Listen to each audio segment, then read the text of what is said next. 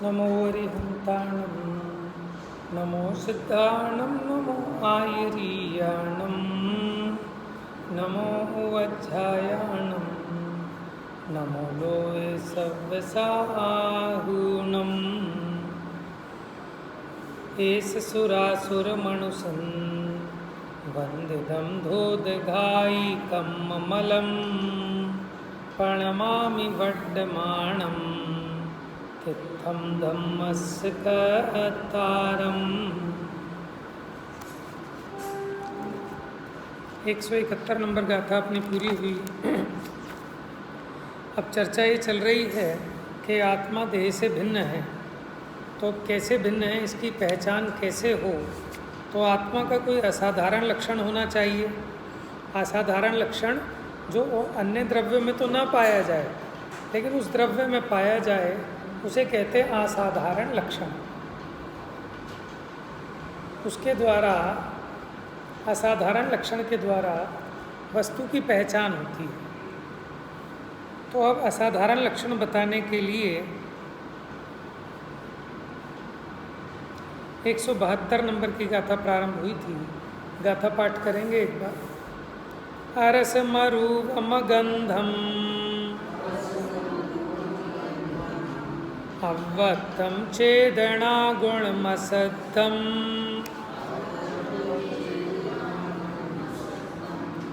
जान अलिंग गहनम। जान है सिर्फ, जान अलिंग गहनम।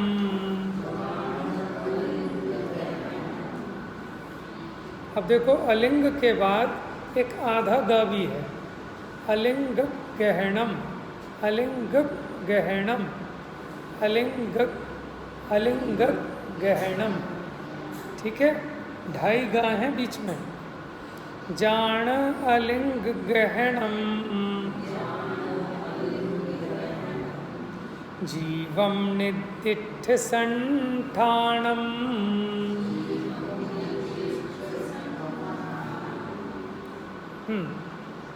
पहली लाइन में हमने 6 विशेषण गिनाए, अरस, अरूप, अगंध। लेकिन अभी इसी के हिसाब से बोलो, अरस, मरूप, मगंधम। ठीक है, 3 हो गए, अरस, मरूप, मगंधम। 324 नंबर पेज। फिर अगले 3 कौन कौन से बताए? अव्वत्तम, अव्वत्तम यानी अव्यक्त, चेदना गुण मसद्धम। अव्वत्तम, चेदना गुण मसद्धम। मसद्धम माने अशब्द, मसद्धम माने अशब्द। यानी वो आत्मा है कौन, कैसा है, कैसे पहचानेंगे इससे भिन्न? हमें तो इससे भिन्न कोई आत्मा दिखाई नहीं देता। हमें तो ये जो नज़र आ रहा है, ठीक है, 5.5 फुट का, यही नज़र आता है कि यही मैं हूँ। आप कैसे कह रहे हो कि मैं देह से भिन्न हूँ? तो देह से भिन्न ऐसा कोई आत्मा होता है तो उसकी कुछ पहचान का चिन्ह तो बताओ। तो पहले जब कभी किसी चीज़ की पहचान करानी है तो पहले ये जो जानता है ना, उस तरफ से पहचान कराते हैं। तो ये जीव क्या मानता है कि रस, रूप, गंध, वर्ण वाला होगा, तो इसलिए पहले का अरस है, अरूप है, अगंध है, अव्यक्त है। अव्यक्त कहकर यहाँ स्पर्श से रहित कहा। स्पर्श से रहित माने अब आप आत्मा का अनुभव करना चाहो तो ये बात तो पक्की हो गई कि इंद्रियों के द्वारा आत्मा दिखने वाला, क्योंकि अरस, अरूप, अगंध, अवर्ण, अशब्द है। और इन इंद्रियों का विषय क्या है? स्पर्शन इंद्रिय स्पर्श को जानती है, रसना इंद्रिय रस को, घ्राण इंद्रिय किसको? गंध को, चक्षु इंद्रिय रूप को, कर्ण इंद्रिय शब्द को। ठीक है, तो इंद्रियां जिसमें रस नहीं है, रूप नहीं है, गंध नहीं है, वर्ण नहीं है, शब्द नहीं है, उसको ये इंद्रियां नहीं जान सकती। इसका मतलब इंद्रियों से मैं जाना जाऊं ऐसा नहीं। तो ये शरीर तो इंद्रियों का विषय है। ठीक है, तो नास्ति से क्यों बताया?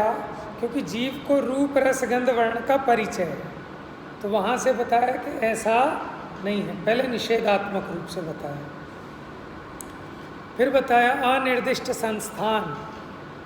अनिर्दिष्ट संस्थान माने जो शरीर का संस्थान है, शरीर का आकार है, वो आत्मा का आकार नहीं है, क्योंकि ये तो निरंतर घटता बढ़ता रहता है। अभी बैठे हैं, खड़े हो जाएंगे, संस्थान चेंज हो गया। बैठे बैठे भी सांस ले रहे हैं, सांस छोड़ रहे हैं, तो ये तो घट बढ़ रहा है, तो ये आत्मा का आकार नहीं है। अच्छा, ये तो आपने बताया नहीं है, नहीं है, नहीं है, नहीं है, इसकी भी अपनी उपयोगिता है। लेकिन उसके साथ अब ये भी तो बताओ।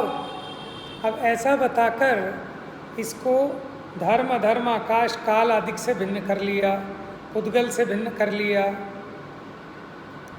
देखो, अरस, अरूप, अगंध, अशब्द, अनिर्दिष्ट संस्थान है। ये पढ़ा नहीं आपने? अरस मरूवम, मरूवम यानी अरूपम। हाँ, अव्यक्त,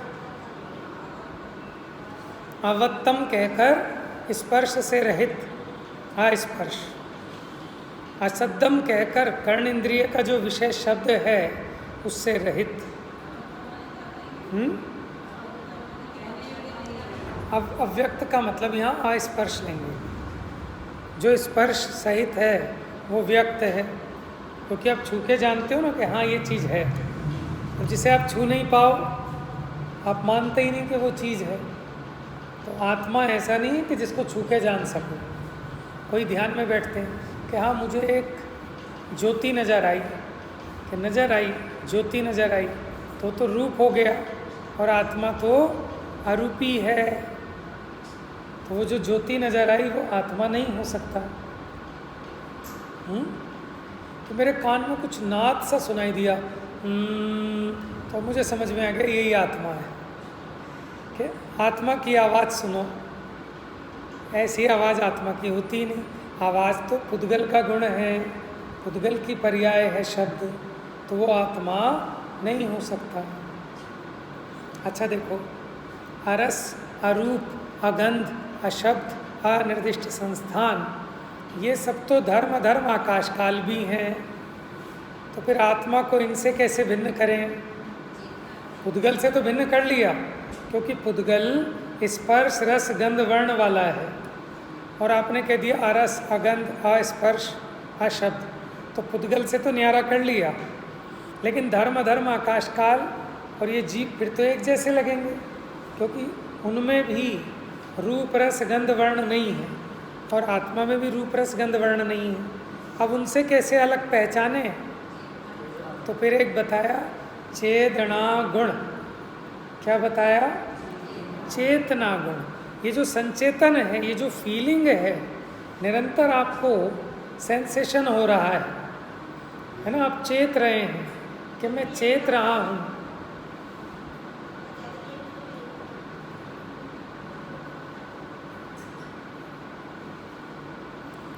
मैं चेत रहा हूँ, ऐसा भी तो मैं चेत रहा हूँ कि नहीं चेत रहा? आप बताओ, आप सबको ये समझ में आ रहा है कि मैं जानता हूँ? मैं जानता हूँ, ऐसा आप जानते हो कि नहीं जानते?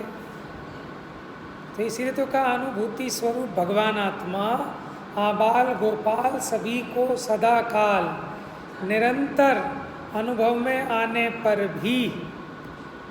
अब बात उल्टी हो गई, क्या अनुभव में तो आ रहा है सबको कि मैं जान रहा हूँ, लेकिन यही मैं हूँ ऐसा श्रद्धानुदित नहीं होता।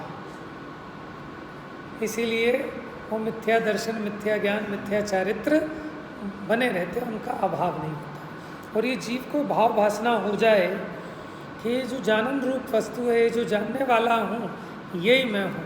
ये गोरा काला लंबा छोटा मोटा पतला है, ये मैं हूँ ही नहीं। क्योंकि देखो, एक ही जानने वाला ही तो चला जाता है, बाकी तो पूरा का पूरा वैसा पड़ा है। अब उसको क्या कहते हैं? भैया मुर्दा है, बॉडी मिल गई नहीं मिल गई। अरे वो लाला जी हैं, फलाचंद हैं, कोई ये नहीं कहता फलाचंद मिल गए, फलाचंद आ गए। अब क्या कहते हैं? भैया बॉडी आ गई। क्या हुआ डॉक्टर, बॉडी नहीं दे रहे? और जब तक जिंदा थे तो लाला जी को छुट्टी नहीं दे रहे। अब लाला जी को छुट्टी नहीं दे रहे ऐसा नहीं बोलते कि भैया बॉडी नहीं दे रहे, भैया बॉडी ले आओ, भैया बॉडी आ गई। समझ में आया? अब आप विचार करो, अभी थोड़ी देर पहले ये लाला जी थे और थोड़ी देर बाद अब ये मिट्टी हो गए। कि जिन्हें तुम लाला जी देख रहे थे वो तो उस समय भी मिट्टी थी और अभी भी मिट्टी है, वो तो वैसी की वैसी है ना। असली तो जो कोई और था वो निकल गया इसमें से, जिसके कारण आप इसी मुर्दे को जिंदा कह रहे थे। जब तक इसमें वो चेतन था तब तक ये मन मुर्दा है, ये तो चलता फिरता है। क्या ये देह तो है अनादि की मुई, मेरी जिंदगानी से जिंदा हुई। तो पता चल गया, मैं यही सोच रहा था है। ये देह तो अनादि की मरी हुई है क्योंकि पुद्गल है, इसमें चेतना थोड़ी है। लेकिन ये तो चेतन के कारण, देखो बच्चों की वो बैटरी वाली बस होती है, छोटी सी गाड़ी होती है, वो तो सेल से चल रही है। लेकिन लगता क्या है कि ये एक्टिव है। कार में कुछ नहीं है एक्टिवनेस, सारी की सारी वो सेल की करामात है ना। करंट, ये पंखा चल रहा है, ये पंखा क्या चल रहा है, मेन है असली खेल करंट का। इसमें जो लाइट आ रही है, पावर आ रही है, तो ऐसे वो सब चेतन है। जब तक चेतन था तब तक इसको भी क्या कहते थे, जिंदा। असलियत में जिंदा कौन है? जीव। जो जीता था, जीता है, जीवेगा, सो जीव है। जीव का नाम ही जीव इसलिए है, वो मर कैसे सकता है? इन दोनों को अलग अलग होने का नाम जगत क्या कह देता है कि मर गए। ये तो पता नहीं कब कब मर जाता है। कोई बहुत सारा काम दे दे बच्चे को स्कूल में, तो बच्चा आके कहता है मम्मी मैं तो मर गया आज। ठीक है, मम्मी को बर्तन ज़्यादा धोने पड़ जाए तो वो कहती है मैं मर गई। पिताजी का धंधा चौपट हो जाए तो वो कहते हैं मैं लुट गया, मैं मर गया। तो ये अज्ञानी तो अपने अज्ञान से हर क्षण मर रहा है, और ज्ञानी कभी नहीं मरता। अब हम अमर भये ना मरेंगे। उपजे मरे काहे से? काल ते प्राणी। अब हम काल हरेंगे, हैं? क्योंकि हमने अकाली त्रिकाली को जान लिया, तो काल को हर लिया कि मेरा कभी काल नहीं आता, मैं तो अनादि से हूँ, आज भी हूँ और अनंत काल तक रहूँगा। भरोसा नहीं आता तो महावीर पुराण उठा के पढ़ लो, कितने कितने भाव। जीव तो वही का वही है, सिर्फ उसकी अवस्था ही तो पलटी है, वस्त्र ही तो पलटे हैं। तो ये 172 नंबर की गाथा बता रही है कि चेतना गुण आपको ये अनुभव में आ रहा है, ये आत्मा का लक्षण है। कोई कहता हूँ भाई सब बिजली फूट गई एकदम, मैं ध्यान में बैठा और एकदम करंट आ गया, मेरे रोंगटे खड़े हो गए। तो भैया ये आत्मानुभूति के चिन्ह नहीं है। वो तो डर के मारे भी हो जाते हैं, इसके सपने में घबरा जाए तो भी हो जाते हैं।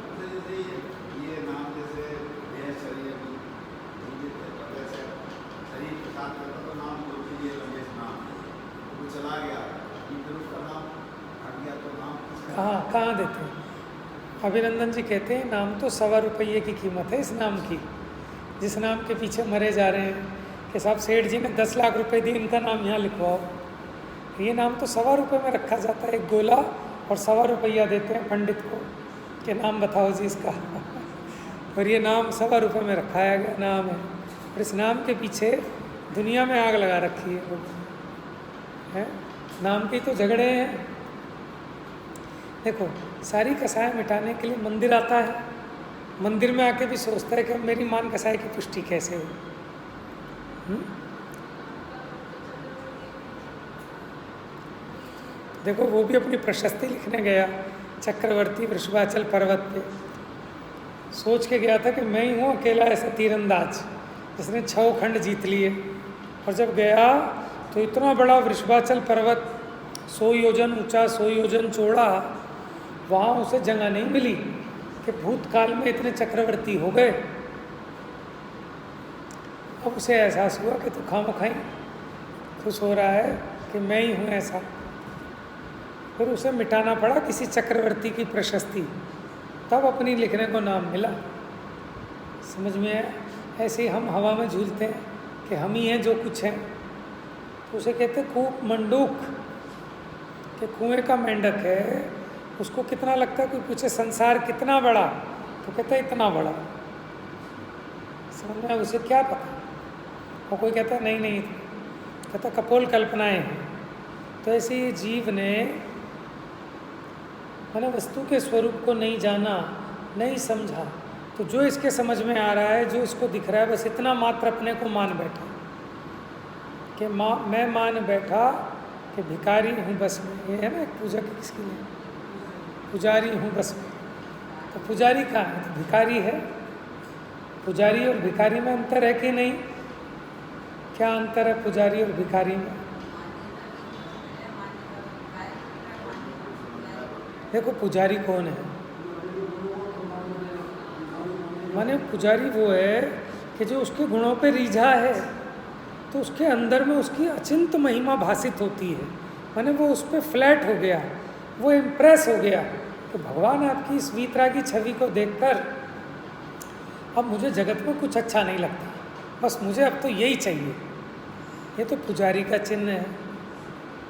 और उनके असली गुणों को तो ना पहचाने, और जिनको त्यागे तुम तुच्छ जान, उनसे मांगकर भगवान वह एक पुत्र हो जाए, मेरे खानदान का कुल दीपक मिल जाए। कि भगवान के खुद के तो हुआ नहीं, उन्होंने खुद शादी नहीं की, इसको ये भी तमीज़ नहीं है किससे क्या मांगे। जो ब्रह्मचारी हैं उनसे जाके मांगते हैं महावीर जी कि हमारे बेटे की शादी नहीं हो रही, इसकी शादी हो जाए, हमारे घर में नाती पोता हो जाए।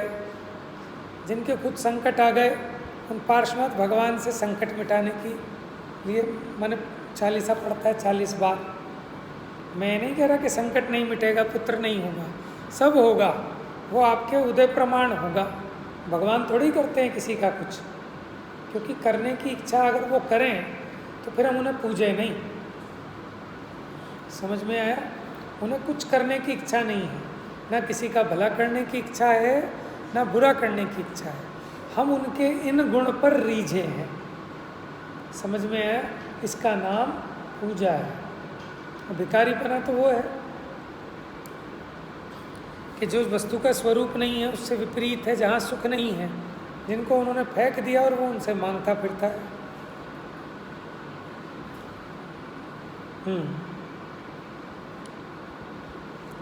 चलिए, गाथा समझ में आ रही है आपको कुछ कुछ? अरस मरुवम गंधम, अरस मरु मगंधम, यानी अरस है, अरूपी है, गंध से रहित है। अरस मरुवम गंधम, आप ऐसे पढ़ लो, अरस मरु मगंधम, अरस मरुव मगंधम, मगंधम, अरस मरु मगंधम।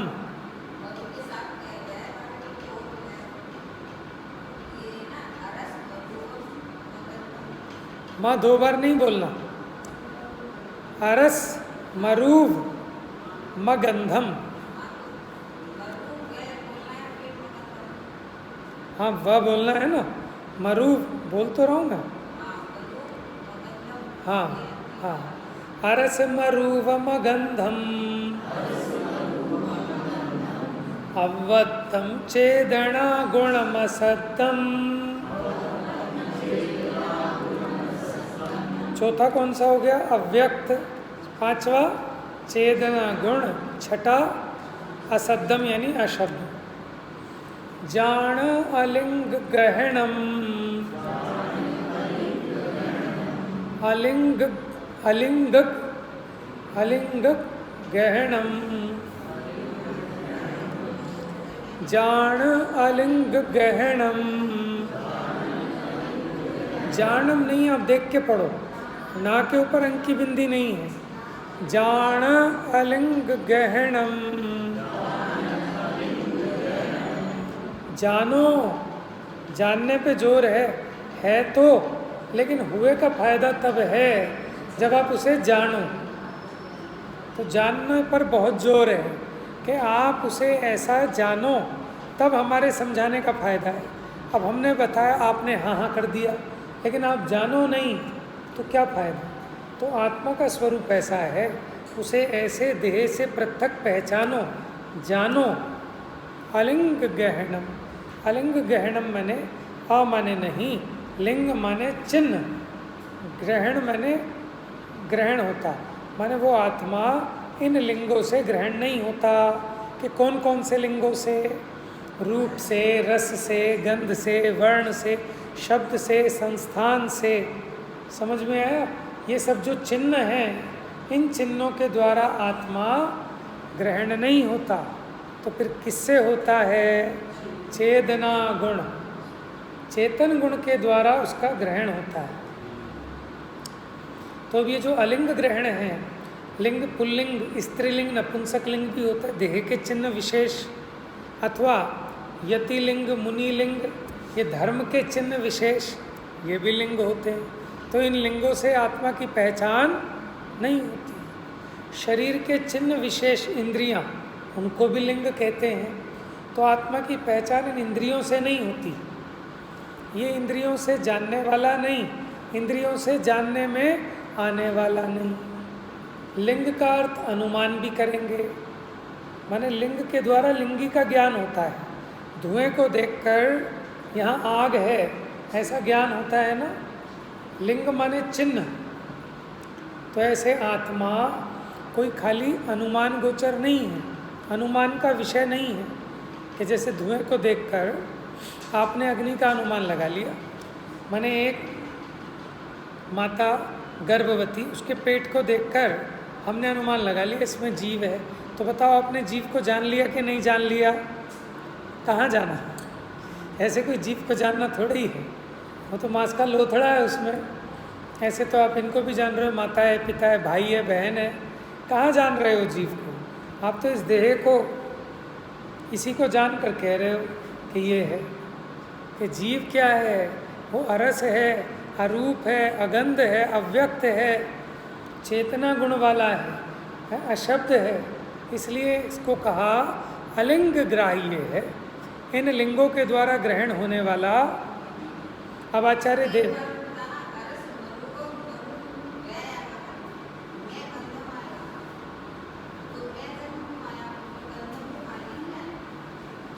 देखो ऐसा है, अब इसका संधि विच्छेद बताता हूँ आपको। आत्मा कैसा है? आरसम, आरसम, माँ के नीचे हलंत आ जाएगा। आरसम, रस से रहित है। फिर माँ टूटा, माँ हलंत जमा आ, पूरा माँ होता है ना, पूरा जो माँ है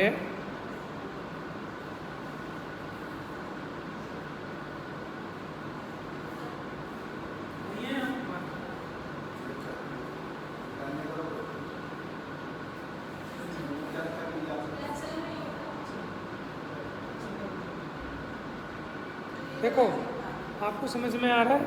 जैसे म है, म, तो म में एक तो व्यंजन है और एक स्वर है। म के नीचे हलंत लगा बिना स्वर के, जमा अ अनार वाला, तो म जमा अ मिलकर बना म। समझ में आया? तो अब इसको तोड़ लो, अरसम, ठीक है। अब म में से आ बचा लिया, अरूवम,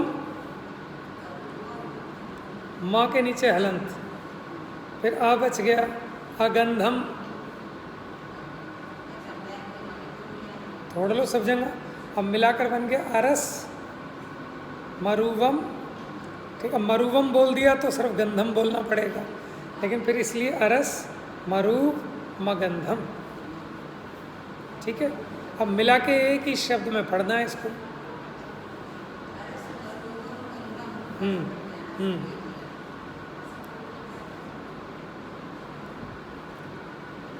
हाँ जी, अलिंग ग्रहण समझ में आया? क्यों कहा इसको अलिंग ग्रहण? कि इन लिंगों के द्वारा ग्रहण नहीं होता, इन चिन्हों के द्वारा ग्रहण नहीं होता। अब इसी के ऊपर आचार्य देव ने ये अलिंग ग्रहण के 20 बोल लिखे, वो मैं आपके लिए लाया हूँ प्रिंट करके। थोड़ी सी इसकी भाषा कठिन है ना, तो हमने सरल भाषा में, हमने कब पढ़ाया था, 2008-9 में है, 11-12 में। तो 20 बोल याद किए थे, अब रिवाइज नहीं किए, भूल गए सब, फिर आप लोग याद कर लेना। अलिंग ग्रहण के 20 बोल गुरुदेव डेली पाठ करते थे इस 20 बोल के, इसलिए हम जिससे अपने अपनी पहचान करते हैं उन सबसे हमारी पहचान नहीं होती। इंद्रियों से मेरी आंखें कमज़ोर हो गई तो ऐसा लगता है कि मेरे में कुछ कमी आ गई, मेरे कान अब कुछ ऊंचा सुनने लगे, मेरे में कमी आ गई। कि आत्मा, ये आत्मा के चिन्ह नहीं है, इनसे आत्मा नहीं जाना जाता, ये पुद्गल की पर्याय हैं, ये पौद्गलिक हैं, इससे निरंतर भेद ज्ञान करें, ठीक है, तो इनसे वैराग्य होगा। तो ज्ञान और वैराग्य की सामर्थ्य रहे तो जीव के सम्यक दर्शन आदि बने रहते हैं, नहीं तो फिर ये छूट जाता है, इनसे फिर अज्ञानी हो जाता है। चलिए अब हिंदी अनुवाद पढ़ते हैं इसका। छे चेतना गुण गंध रूप रस शब्द व्यक्ति न जीवने वलिलिंग ग्रहण नथी अने संस्थान भाक्यु न चैतन्य गुणमय आत्मा अव्यक्त अरस अरूप है, जानो अलिंग यह अनिर्दिष्ट अशब्द। ये डॉक्टर साहब का हिंदी पद्यानुवाद है, सरल है ना थोड़े से, और ये गुजराती से हिंदी में रूपांतरित किया गया है जो भी हमने पढ़ा। तो कैसा है, चैतन्य गुणमय आत्मा अव्यक्त है, अरस है, अरूप है, जानो अलिंग ग्रहण इसे, यह अनिर्दिष्ट अशब्द है। अन्वयार्थ देखिए पेज नंबर 325।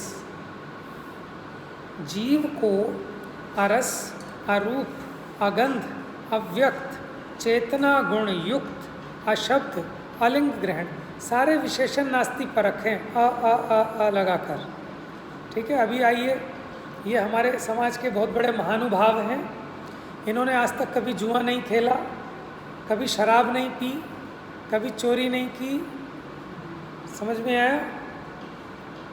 तो खाली ऐसे नास्ती नास्ती में किसी की महिमा होती है क्या? अच्छा बताओ, इसमें महिमा होगी कि बेइज्जती होगी? माने हमारे यहाँ कोई विद्वान आए प्रवचन करने, अब अंतिम दिवस कोई उनकी वो कहे कि साहब इन्होंने किसी भी रेडी पे गोलगप्पे नहीं खाए, पूरे 10 लक्षण में हमने इनकी चौकीदारी की, समझ में है? इन्होंने चाउमीन और मोमोज जो बाहर बिकते हैं वो भी नहीं खाए, ये तो बहुत धन्य है, समझ में ऐसे होगी। अच्छा एक बात बताओ, ये जो ज्ञान है ये इंद्रिय ज्ञान है या अतीन्द्रिय ज्ञान? ज्ञान कैसा होता है, इंद्रिय ज्ञान होता है क्या अतीन्द्रिय ज्ञान होता है? या ज्ञान 2 प्रकार का होता है, इंद्रिय ज्ञान और अतीन्द्रिय ज्ञान?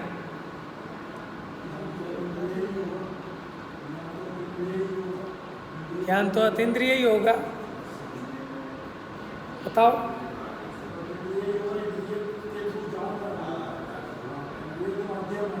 अच्छा अब मेरा प्रश्न थोड़ा और आसान बनाता हूँ कि इंद्रिय ज्ञान होता है कि नहीं होता है?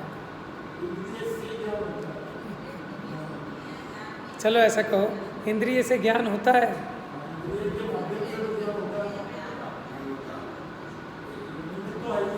समझ रहा हूँ, आपकी बात बिल्कुल समझ रहा हूँ।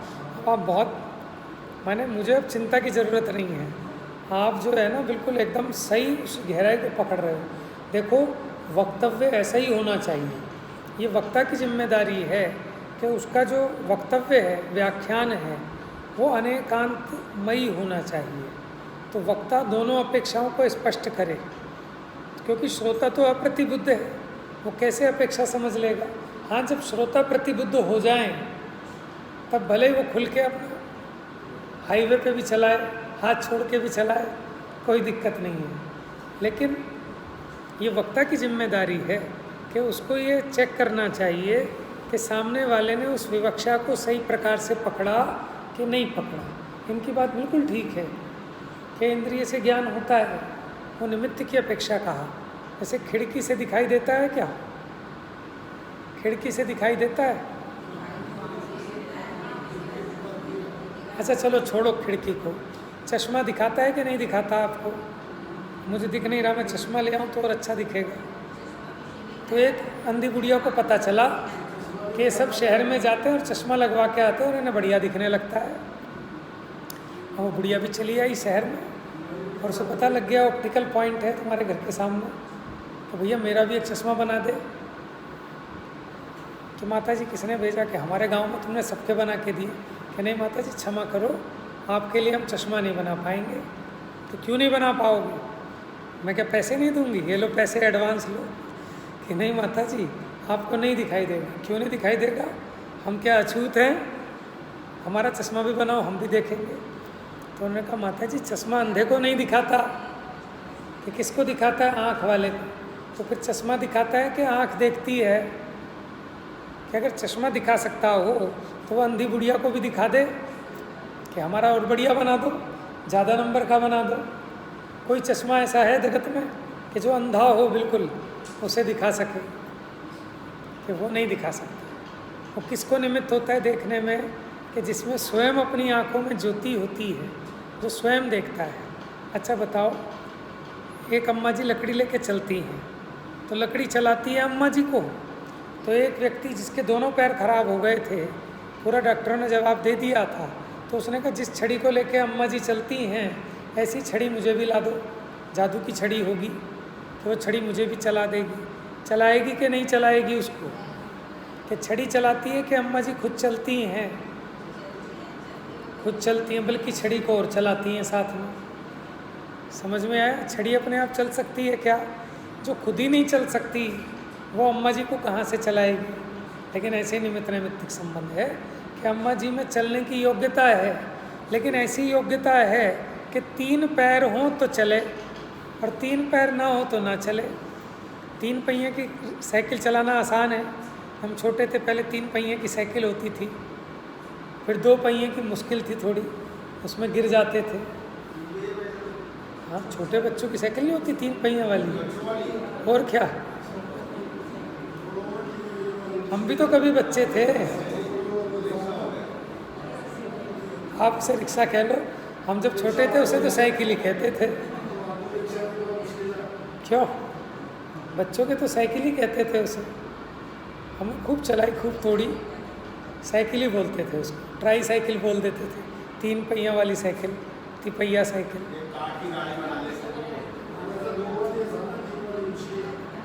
हाँ 2 वाली मुश्किल है ना। तो ऐसे वो अम्मा जी नहीं, आसान नहीं है, उसमें बैलेंस नहीं बनता, गिर जाते हैं इधर उधर। 3 पहिया वाले में तो सपोर्ट बना रहता है। अच्छा चलो, हमने तो अपने बच्चों को पहले छोटे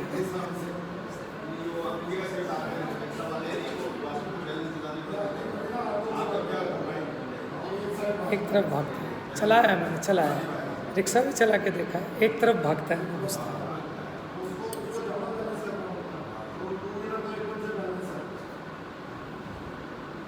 हाँ जी, तो क्या किस बात पे कह रहे थे कि ज्ञान इंद्रिय होता है कि अतीन्द्रिय?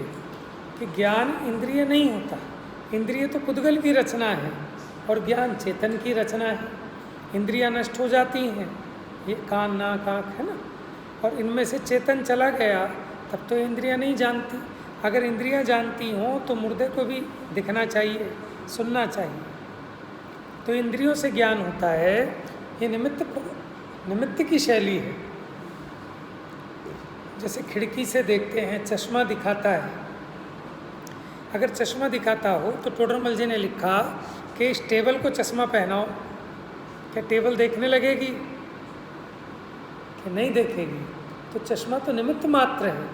उसी प्रकार ये इंद्रियां ये कुछ नहीं जानती, ये तो पौद्गलिक है, प्योर। आत्मा जानता है, लेकिन वर्तमान में उसके ज्ञान की ऐसी ही योग्यता है कि इतने नंबर का चश्मा हो तो आंखें देखे, नहीं तो नहीं देखे। अच्छा, चश्मे से दिखता हो, किसी दूसरे का चश्मा लगा दे, दिखेगा क्या? नहीं दिखेगा। अपना नंबर वही चाहिए तो दिखेगा, नहीं तो नहीं दिखेगा। ऐसे ही निमित्त नैमित्तिक संबंध है।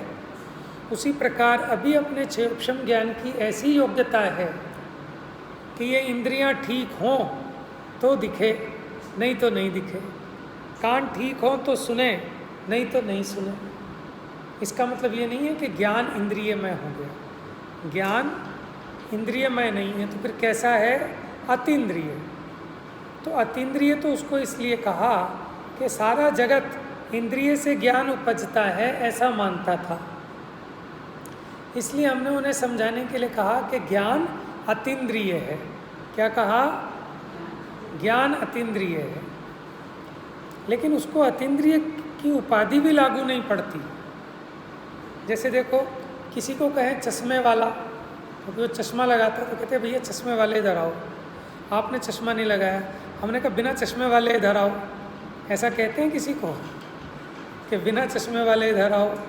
किसी ने नीली शर्ट पहनी है तो उसको तो कहेंगे नीली शर्ट वाले भैया इधर आओ, और उसने नीली नहीं पहनी उसको ऐसे कहेंगे बिना नीली वाले इधर आओ। कोई नहीं कहता। तो इंद्रिय ज्ञान वाला आप कदाचित कहो, अतीन्द्रिय ज्ञान वाला माने बिना इंद्रिय के ज्ञान वाले इधर आओ। ऐसा लागू पड़ता है क्या? कि नहीं पड़ता। लेकिन क्यों कहना पड़ा? ये सारा का सारा अज्ञानी संसार ज्ञान को इंद्रियात्मक मानता है। उसका निषेध करने के लिए हमको ज्ञान को अतीन्द्रिय कहना पड़ा। कहा था ना ज्ञान तत्व प्रज्ञापन में कि अतीन्द्रिय है ज्ञान, इंद्रिय ज्ञान ज्ञान नहीं है। समझ में आया? इसी प्रकार अरस, अरूप, अगंध ऐसे कहोगे क्या आत्मा को? जैसे ही मैंने कहा था कि गैर जुआरी, गैर चोर, किसी के ऐसे विशेषण बनाओगे कि नहीं बनाएंगे। उसी प्रकार आत्मा के ये विशेषण सच्चे विशेषण थोड़े ही हैं कि अरस है, अरूप है, अगंध है। ये तो आप कमियां बता रहे हो कि ये रस नहीं है, ये रूप नहीं है, ये गंध नहीं है। क्यों? कि सारा जगत इसको रूप रस गंध वर्ण वाला माने बैठा था, इसलिए हमको ऐसा समझाना पड़ा। ये मजबूरी है। बात समझ में आ रही है आपको? हाँ भाई, वो तो ना इंद्रिय वाला है ना अतीन्द्रिय वाला। ऐसी उपाधि क्यों लगा रहे हो ज्ञान को? समझने समझाने के लिए कह रहे हैं, लेकिन ज्ञान तो ज्ञान है। हाँ, ना इंद्रिय ना अतीन्द्रिय, लेकिन वो उपचार से कहने में आता है। तो अलिंग ग्रहण माने लिंग के द्वारा ग्रहण नहीं होने योग्य, और अनिर्दिष्ट संस्थान कि जिसका कोई संस्थान नहीं कहा गया, देह वाला संस्थान नहीं कहा गया है। ठीक है, ठीक है, बात समझ में आ गई। लेकिन अब इम्पोर्टेंट बात है, जानो। कैसे जानोगे? कि इंद्रियों से नहीं। कैसे जानोगे? हाँ, अनुभव से। समझ में? अतीन्द्रिय कहने के लिए तो कहना ही पड़ेगा अतीन्द्रिय। तो अपने स्वरूप में, अपने साक्षात प्रत्यक्ष अनुभव से उस आत्मा को जानो। तो ये आत्मा को देह आदि से भिन्न बताने के लिए ये गाथा यहाँ रखी गई है। ठीक है, तो गाथा का सामान्य वर्णन तो हो गया है। अब इसमें जो विशेष चर्चा है वो कल से प्रारंभ करेंगे। ठीक है, जा वाणी के ज्ञान से